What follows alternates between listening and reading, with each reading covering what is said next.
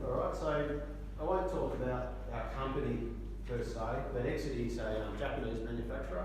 So predominantly our product is sourced from our parent company in Japan, and the company is about 90 years old, so we've been around a long time. When Matt invited us along, I must admit we're Japanese centric, so our program is not, we don't have a wide range of products for European, Moroccan and the like, but Matt suggested that some of the members have vehicles other than European vehicles, and some of it could be interesting general information if you are driving a manual and you have a query about the operation or the upgrade product that's available.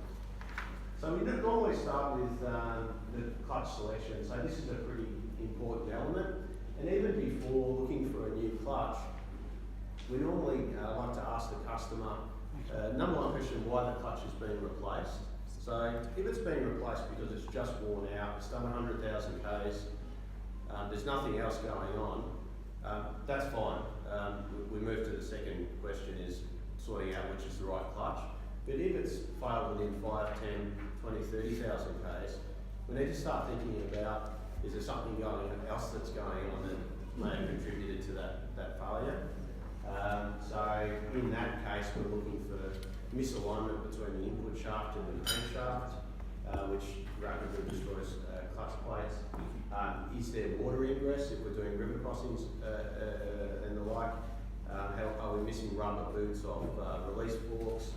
Is our fork or clutch fork pivot ball perished? Is that causing a disengagement problem? So a good mechanic normally looks at the clutch environment to try and determine if that is all operating as it should as a first step. And if we identify that's all okay, then we can move to the second question, what kind of clutch is suitable for our vehicle, our customer's vehicle. So we're normally asking, what type of vehicle is it? What are we using it for? So are we using it just to drop the kids off to school, run around town, or are we actually using it for a four-wheel drive purpose application, towing, we're getting away in the high country and the like.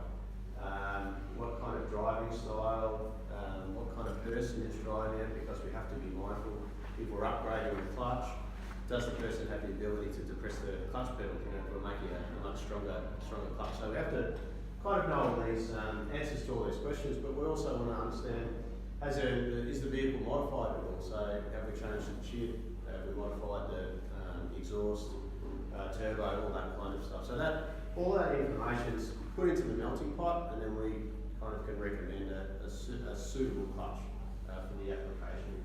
So to help to do that too, we have this product selection guide, which Jay's going to hand out to everybody, a clutch reference guide, which everyone's got, I think. And just in the back page here, we can just fold that out, and it's very simple kind of information about driving style, everyday driving, where you see a tick, okay, we can say the OEM standard replacement clutch is suitable, or a heavy duty one, or a safari tub. So that's sort of a very high level, simple explanation of the range of clutches that we do have. But before selecting that, we need to kind of satisfy ourselves some answers to some of these general questions.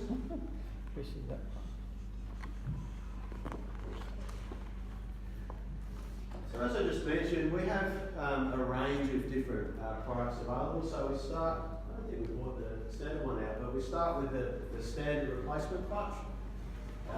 We have two brands. So we offer the Exedy product and something called an ASIN product. So is anyone familiar with that brand at all? So this is also a Japanese brand. This ASIN is a subsidiary of Toyota, so it's a Toyota group company. And Exedy, for about a year now, we've become the distributor for ASIN aftermarket products. So for a standard replacement clutch, we'll offer either Exedy or ASIN. Once we start talking about the performance upgrades, we have the sports tough one, which comes in the pink box, and the safari tough one, which is the kind of top level performance clutch in the yellow box. these are the kind of three different levels, and I'll explain a little bit more about that as we go through. So, finding the suitable clutches for the vehicle. Once you've answered those questions, we've got a bit of a feel about the type of clutch that we want for our vehicle. We can jump onto the Exedy website, and I'll actually just do it here as we're plugged in. So we can go, say, we're at www.exedy.com.au, pretty easy to find. Jump onto Clutch Finder, we'll look for Australian market, and then hopefully something will happen. And I've already done one here, so let's just say, we'll do it again. So we're looking for Volkswagen Amarok. We choose the make, model, year.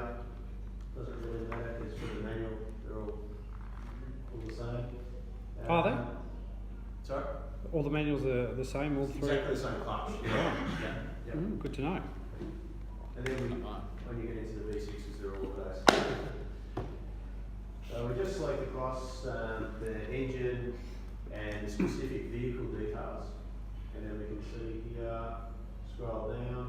So for the Amarok, we've got a water pump available, some clutch kits, and then some ancillary parts, flywheel bolts, hydraulic line, and spigot bearing bush. If you bought the clutch kit with complete with flywheel, that's also supplied with crankshaft bolts and spigot bearing or bush already in the kit. Essentially, we're trying to make it all inclusive, all the parts you need to do that job correctly. Which is one step better than Volkswagen, because you have to actually speak to the service department to actually get a list of things that you need to get from the parts. Is that right? Yeah. Yeah, okay. Because in Port Augusta I was missing the spigot bearing because the parts people hadn't spoken to the service people, and they didn't know that it had to be replaced. Yes.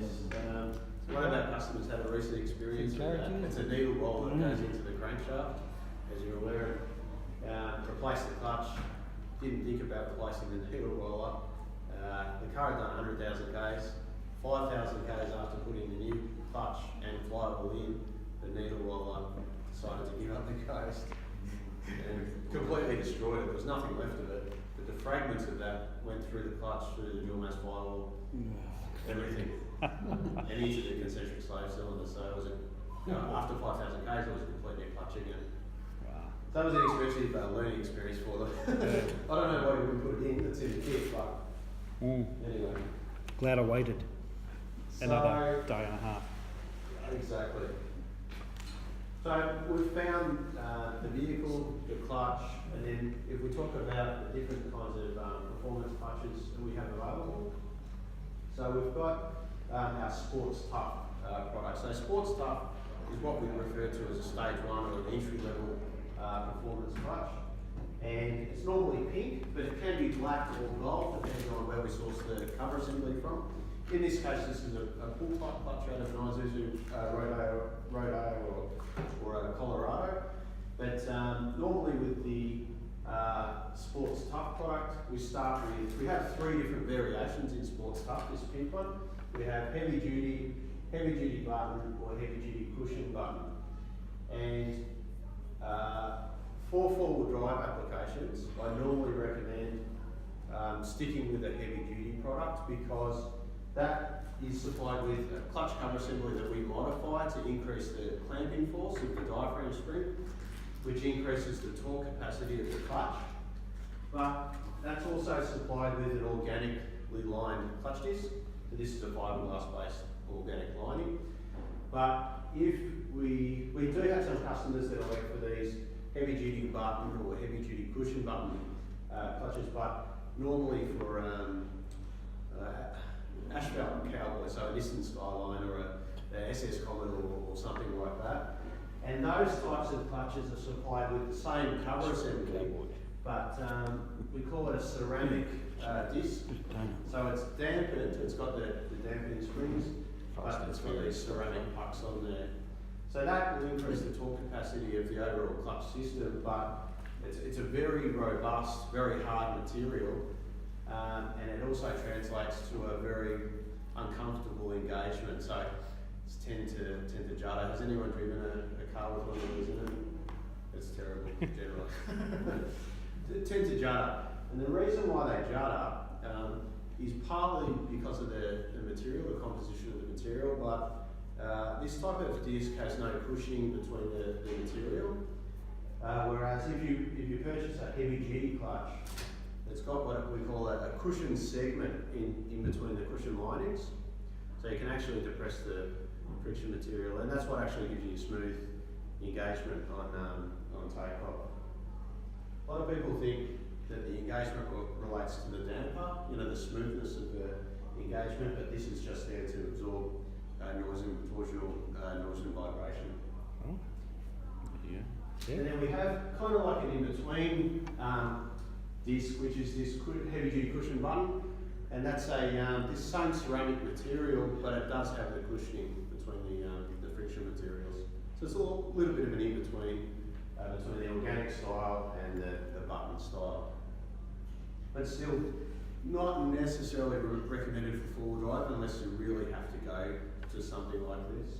The only reason you go for a product like this, if you've wildly modified the engine, or you're towing something that's really heavy and you're in a really challenging, using the vehicle in a really challenging environment.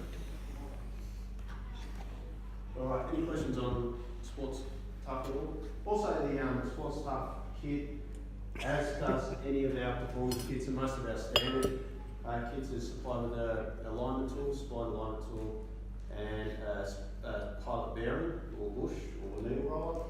And with the bearings, we only use Japanese brands, so whether it be NSK or Nachi or Koyo, we always stick to the good quality Japanese makers. I know they're steel. Yeah. There are a lot of Chinese bearings on the market. We've had sort of doing some testing, some kind of mixed results from them. So intended use is, your trades ute, someone who's looking for a simple upgrade, you're towing a boat or a van, or just looking for something a bit better than a standard price. Then we get into Safari type. So Safari that's our premium performance product, our best performance clutch that we have. All of the Safari clutches are all anodised. These are all manufactured in Japan, at Exedy, Japan.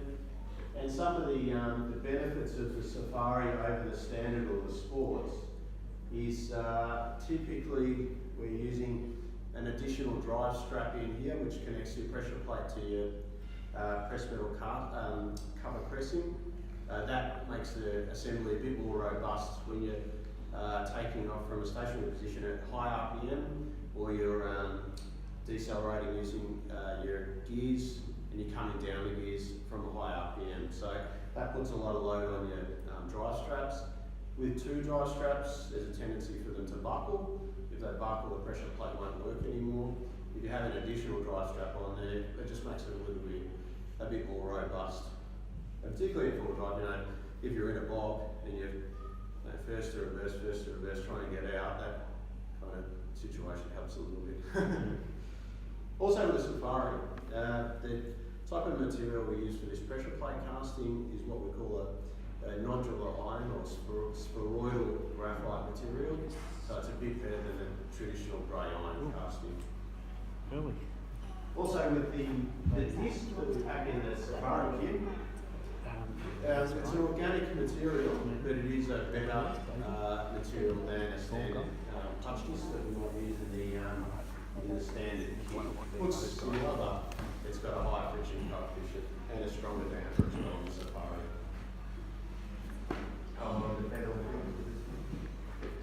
Normally a little bit stronger than the Safari, but not over the top. Yeah, we normally aim for about 20 to 30% increase in clamping force and a little less in release load. Yeah. All right. Any questions on Safari? So, if someone's towing a heavy boat, heavy van, doing a lot of off-road work, we normally suggest Safari Tough is the best option. What's the difference? Safari could be about double the cost of a standard clutch. So probably you said a standard clutch is 100%, sports tough might be 150, 200% up for the Safari.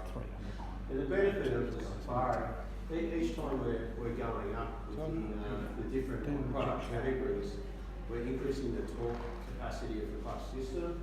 So as we increase the torque capacity, I'll be quick, we're reducing slip. So the number one killer of a clutch is when it slips, generates heat, and degrades the friction material. So if we can avoid slipping the clutch, it'll last a lot longer. So as we go up with the different products, we increase the torque capacity, reduce slip, and hopefully increase life expectancy.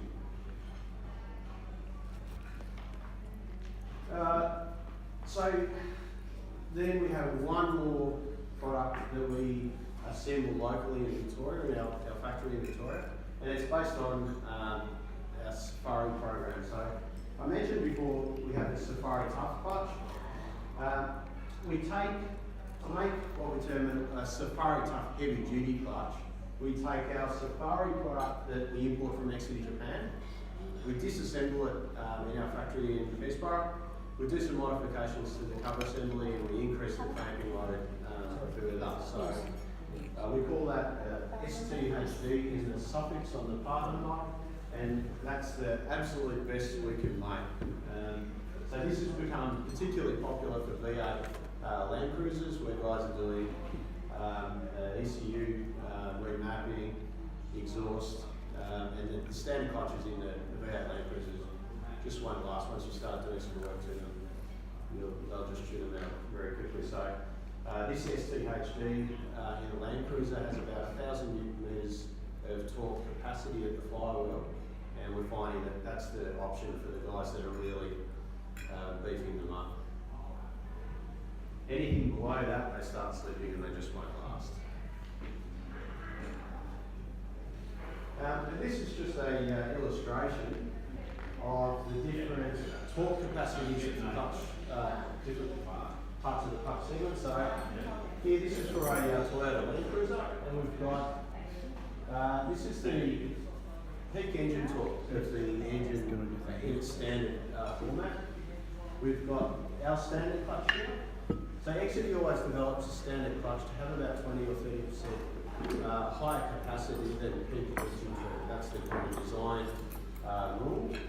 And then we have our Safari Tough torque capacity. So we go up again, and you can see here Safari Tough heavy duty. So that's kind of the way that the segment progresses.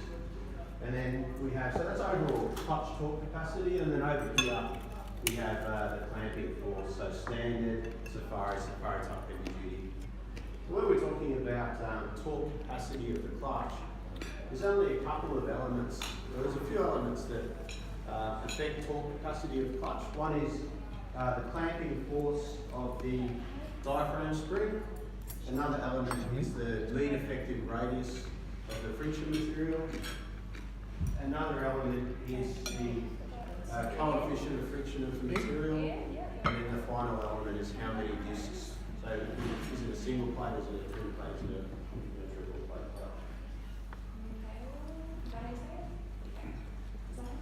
Just before you move on, Mark, actually before you move on, is everybody's eating tonight?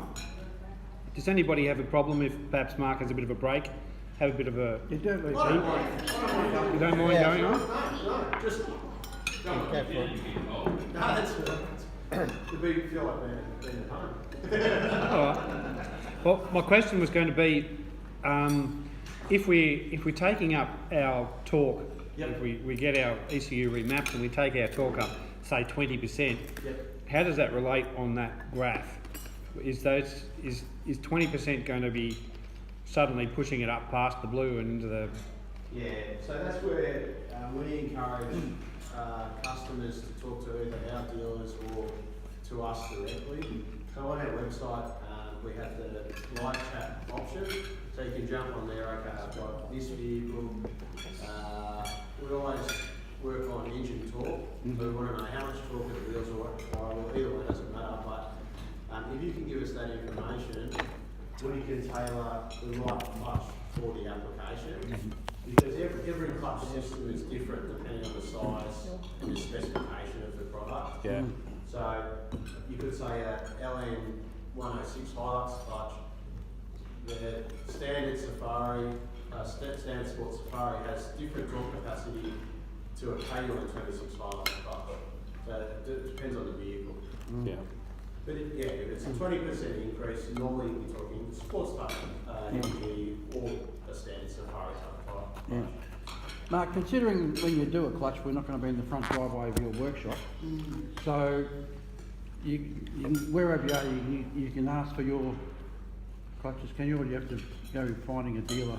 Or Yeah, we don't sell directly to the public, but we have a, I'll show you in a moment, a distributor locator on the website, Right. so you can jump on there, Yep. put your postcode in and it'll come up with Right. a list of distributors. And also, we have some singles on there, so if they've got mechanical fitting services, then they'll show that as well. Oh yeah. Yeah.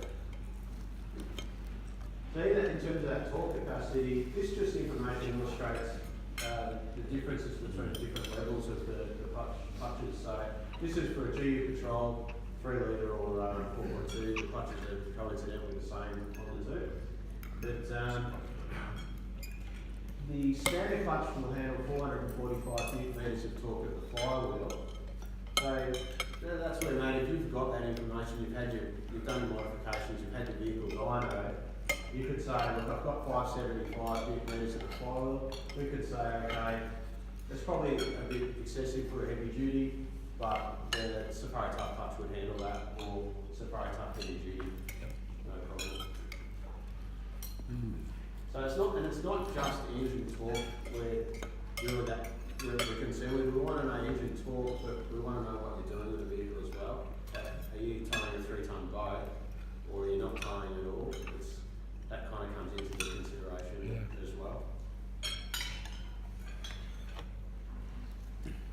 Now I put this slide specifically together because of our attendance at the Amarok tonight. But there's one interesting thing that we've come across that you may come across. You've got a manual Amarok. Is this little tube? It's sort of a strange situation how we came across this, but we had a customer up in Queensland, and this is a concentric slave cylinder. Has anyone seen one of these before? Yep. Yeah. So in an Amarok, that's the actual cylinder that's in the vehicle. I think we've got one here, Joe. And it's important with a concentric slave cylinder, when you buy a clutch, make sure that it's a European branded cylinder. There's a lot of Chinese ones, again, getting around on the market. FTE, we offer FTE, or LUK, German brands. We don't mess around with anything else. But, this is the cylinder. So this bolts to the front of the gearbox and attaches to the master cylinder. So when you put your foot on the clutch, clutch master displaces the fluid, comes down here and pushes, this bearing sits back on the shaft, and it pushes the bearing onto the diaphragm spring and disengages the clutch.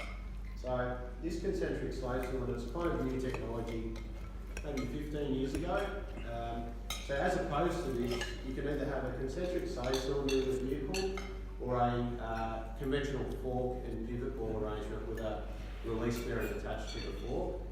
But a lot of the manufacturers are going towards this kind of arrangement these days because it's just eliminates all the mechanical problems that can occur with a worn fork or a worn pivot ball or a worn release bearing. So a lot of the makers are going towards this. It offers a progressive, smooth pedal feel and less really that can go wrong with it. But in saying that, we had a customer in Queensland who rang up and he said, I just had an Amarok come in, it's had a clutch fitted to it not too long ago, and the pedal's sticking to the floor. And we're thinking, It's actually been a problem that a few people have raised. Yeah. yeah, really strange. So we're kind of like, we haven't heard about that before. It's a bit of an odd one anyway. A little bit of investigation. We found that this little tube, it's a clutch damper which attaches to the concentric slave cylinder. You can see here in this illustration.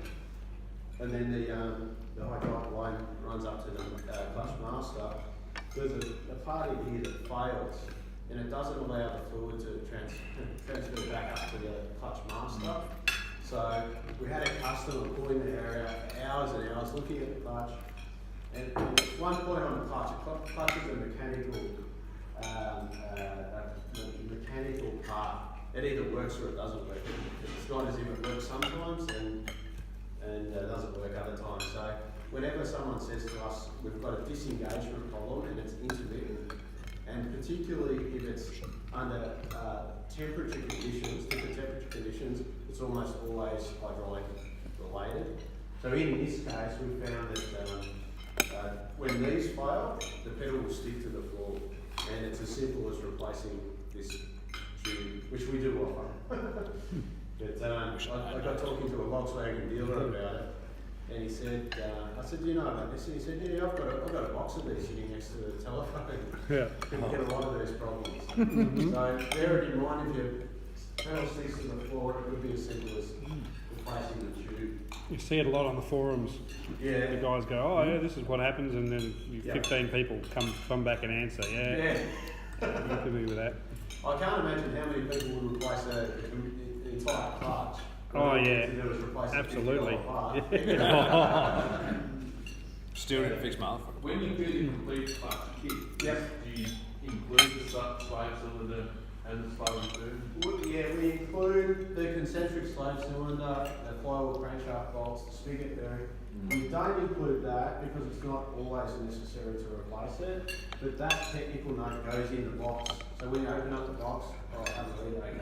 And we'll have some people that just ring up or whatever and replace it, there's another course, but given that we're operating in a pretty competitive industry, adding that part can sometimes be a bit between selling a clutch and not selling a clutch. Is it just a bit of plastic tube? Yeah, there is a damper mechanism inside.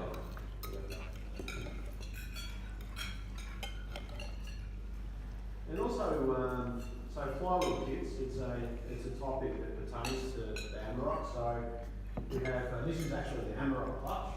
We didn't bring one in, it's too heavy. It is. But the Amarok has a dual mass flywheel. So are you guys familiar with dual mass flywheel technology at all? So we have either, in most automotive applications with a manual transmission, we have a solid flywheel, which is like this, and it's kind of old technology, so most older vehicles have a solid steel cast iron flywheel, and most modern manual vehicles utilise this dual mass flywheel technology. And essentially what it is the Amarok clutch does have a damper, so this is dampening the torsional vibration, so every time the engine's firing, that vibration is going down the crankshaft into the flywheel, and we're trying to stop it before it gets to the gearbox, and that's typically the job of the sprung sensor in the clutch plate. But in modern vehicles, it's not possible for us to effectively dampen all of that torsional vibration, so companies such as Exedy have developed the dual mass flywheel.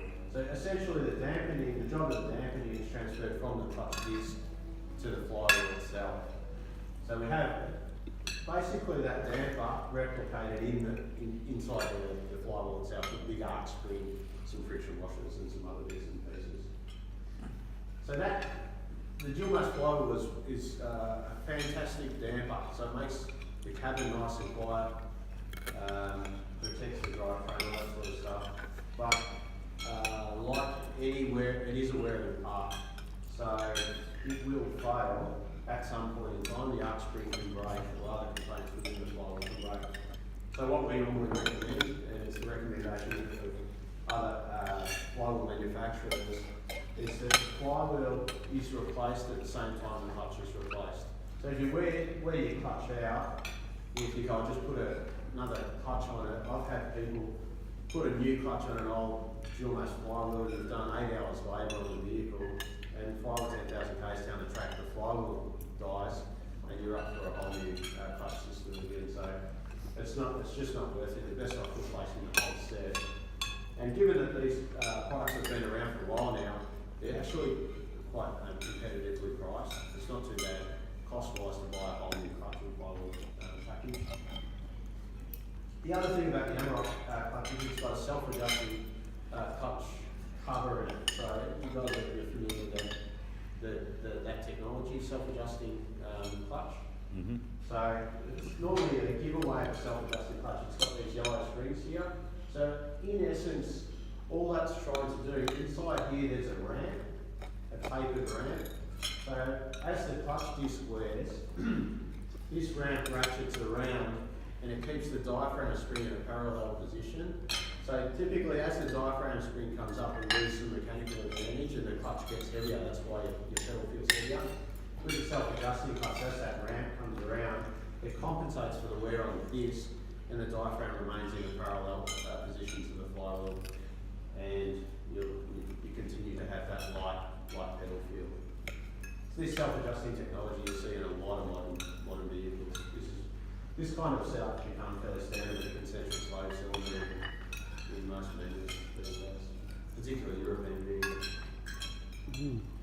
We do offer single mass replacements. We're working on a Holden Colorado one, and we've also kind of got some concepts for an Amarok single mass replacement as well. So the benefit of going to a single mass type clutch is it's a lump of cast iron, and there's not much that can go wrong with it.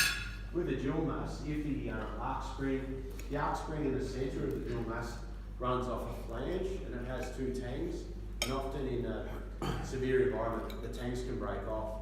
If that occurs, the top of the flywheel just spins independently of the base that bolts to the crankshaft. If that happens when you're a long way from home, you don't have any help, you're not going to go anywhere. There's no way to fix it. With a solid flywheel, the flywheel can't break.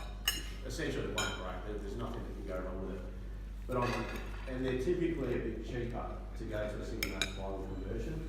But on the downside, they're not as effective at dampening noise and vibration, and they might feel a little bit different in engagement and the like. So we did create, I think, this technical mode, which is also in this book, and it's the pros and cons of single mass flywheels versus dual mass flywheels. So as a company, we don't try and push one or the other. We often offer both. We try and always offer both and let the customer decide which type of system suits them best. And we try and, with this information, help the customer to make an informed decision whether you go for a dual mass flywheel kit or a single mass flywheel truck kit. What page is that? 38? Yeah, one page 38. So there's more information on it here. Oh, good. Excellent. And if you've got any other questions about flywheels or clutches, you can shoot it through Matt or shoot it through our website or live chat. And I'll just quickly finish off with a little bit about some other products. So we're the agent for Exedy. So you saw we had a water pump for an Amarok, but we're offering freewheel hubs now, fan clutches, clutch and brake hydraulics. What else are we offering? A range of consumable fluids, engine oil, transmission oil.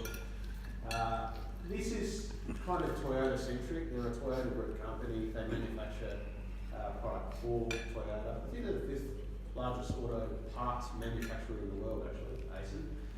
And they're also the largest shareholder of Exedy, so there's a tie for the 2 companies in Japan.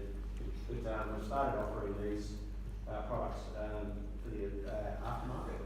I'll just show you where our Land Cruiser, where our Land Cruiser, we've got a heap of stuff for that.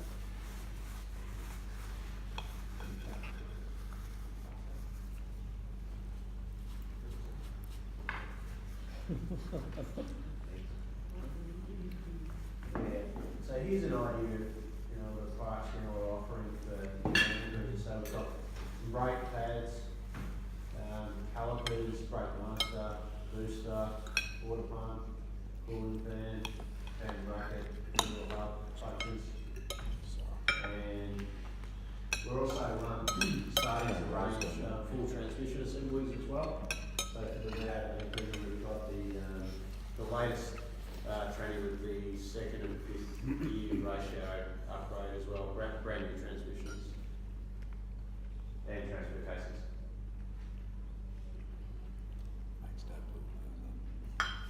What's a Land Cruiser gearbox worth, curiosity? About $3,000. Seems pretty reasonable. That's reasonable. Yeah, not too bad. Yeah, not too bad. Yep. Yeah, Toyota, we find Toyota dealers are quite competitively priced on It's never on. gearbox assemblies, so everybody's has Plus to be less. around that price to compete. Where'd you get to it, Andrew? And also just another product that we recently released. So this is also we have a company called Drive Auto Parts, which supplies automatic transmission components to automatic transmission rebuild industry. And we started offering a auto trans cooler kits as well. Emerald's company. I was gonna ask about that. I'm not an expert with these. It's a new product that we've incorporated into the range, and a bit of a bolt-on from the driveline business. Should have But started with we've that. got For the coolers for autos, the Colorado, D-Max, 200 series, Cruiser, Hilux, Prado, Ranger, Triton. And my understanding is the cooler you can keep your trans fluid, the longer the transmission will last and less wear on your emissions. The less the manuals have to wait for all the auto transmissions to go down a big hill. Yeah. That's right, exactly. So we have a range of these available. So as Pete, well. can you buy one? Yeah, Max will have one. Yeah. I think, as you mentioned, from my understanding, if you're just driving around town, you don't necessarily need one, but if you're towing or you're getting into a situation where you're generating heat within the drivetrain, it will allow your transmission to last a bit longer. It's an issue. You went with your cooler. Yep. I'm towing a caravan on a regular basis. Now, do you have fitting stations for this, or you sell them to dealers? We sell them to the dealers, yeah. Yeah. So I'll show you how the dealer finder works on the website. What sort of vehicle is it? Amrock V6. Don't have one for an Amarok yet. Oh, It's coming. It's coming. Actually, I'll have to have a look into that. What it would have, Because you'll sell heaps if you Yeah. go for Amrock. Yeah. Is that a common problem? Oh, yeah. It's off-road, yeah. Is it really? Yeah. The manual's always waiting for the autos Yeah, to right. cool down. Yeah. Because with the autos, the brain box says too hot. Is that right? Limp mode. Oh, right. And then you sit there waiting I'll have a look into that. Yeah. 1500 revs in, neutral. Yep. Wait 5 minutes and then the light will go out and you can put it back in the drive and Very good. Yeah, okay. pain in the arse. We looked at it. You sell more than the clutches. Really? Have you seen any cooler kits like this available? No, we talking about, I think Mark's looking for something. Our main engineer in the club is talking about designing barrels to bolt on, The maintenance is looking at these fans. Yeah. Because it's not just the capacity, but there is no Uh, air flow. So yeah, you can keep bigger one, and Yeah. what is it gonna do? You can't get into it. Yeah, that's true. These normally work in unison with the cooler, the OE cooler, or bypass the OE cooler. Depends on the application. All right, Amarok, we're going to look at an Amarok one by the sound of it. And, Yep. And also, we offer a extended warranty, so if you buy an Exedy pipe, there's some detail on the sticker here, a unique identifier number.